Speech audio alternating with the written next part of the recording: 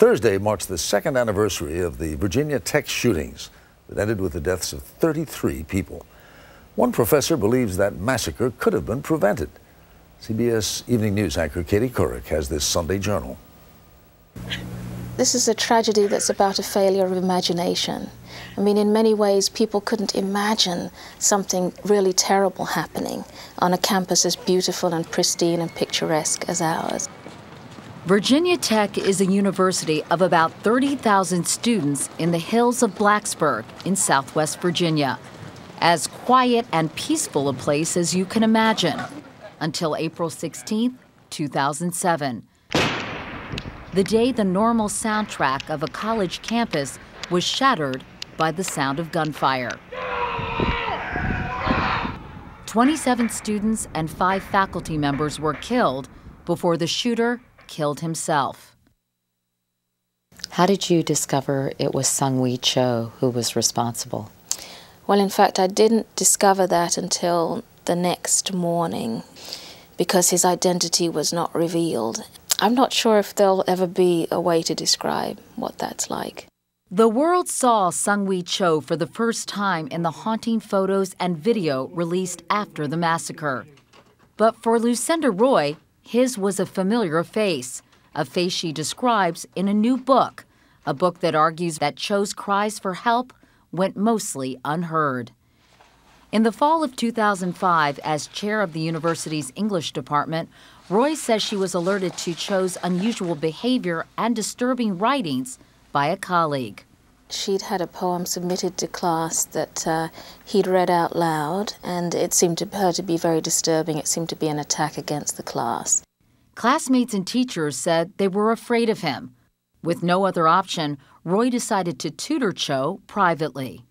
You write that if I were to paint a portrait of Sung-Wee Cho as he sits opposite me, it would be not so much a portrait as a still life. If someone is totally blank, and he was wearing reflective sunglasses too, and he had a cap pulled down low over his head, it was almost like speaking to a wall. It's very, very difficult. And when he would respond like this. In your view, this was a very serious situation. Yeah, there are a few times when you get nervous enough that you want to make sure you're really contacting multiple people, and this seemed to me to be one of those times.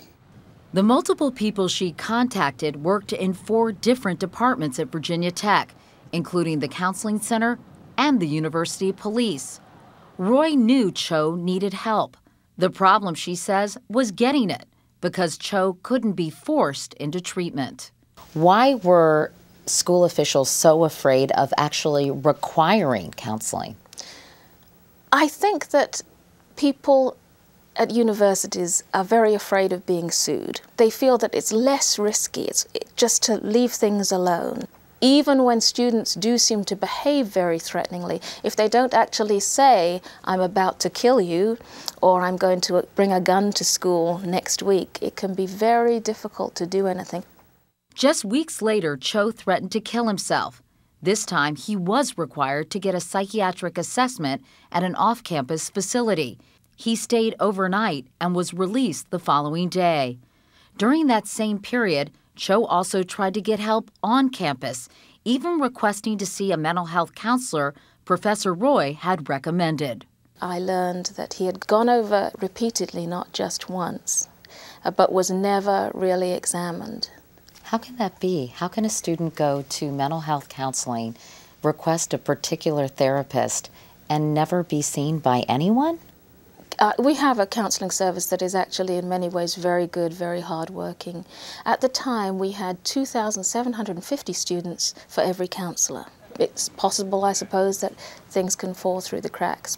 Virginia Tech's Vice President of Student Affairs, Ed Spencer, denies that Lucinda Roy ever communicated that the situation she saw was dire. She indicated that she had worked out a satisfactory arrangement with him and didn't feel a need for any further involvement, and she thanked the various offices for the involvement they had.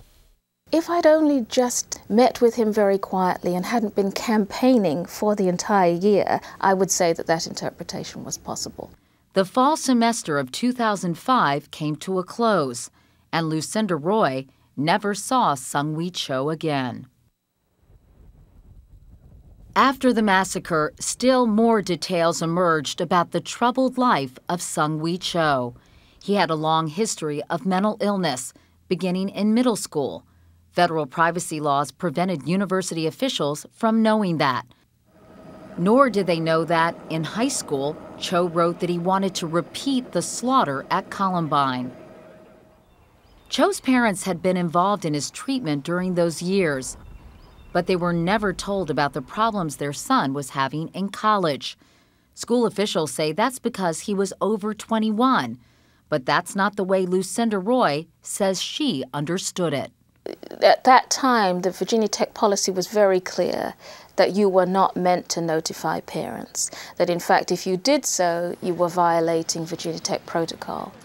I think it's incumbent upon the college community to establish methods and procedures and policy where they respond, react, inform parents about student behavior. Lori Haas's daughter Emily was wounded by 2 of Cho's bullets. Today, Emily's back in school and graduates in December. Nobody raised a red flag. Joe Samaha's 18-year-old daughter Rima was in the same French class and was killed.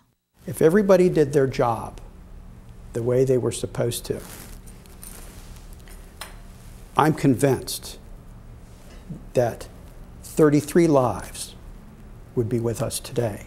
A special state panel convened after the shootings concluded the school had misinterpreted privacy laws and had failed to connect the dots. 2, 1. Since the shootings, Virginia Tech has made changes, including improved counseling services and the startup of a risk assessment team to handle troubled students. Still, as spring blooms in Blacksburg, once again memories surface of that terrifying April day. A day that continues to haunt Lucinda Roy. You get very, very few opportunities to help someone who's mentally disturbed, very few. And when you get them, you must take them.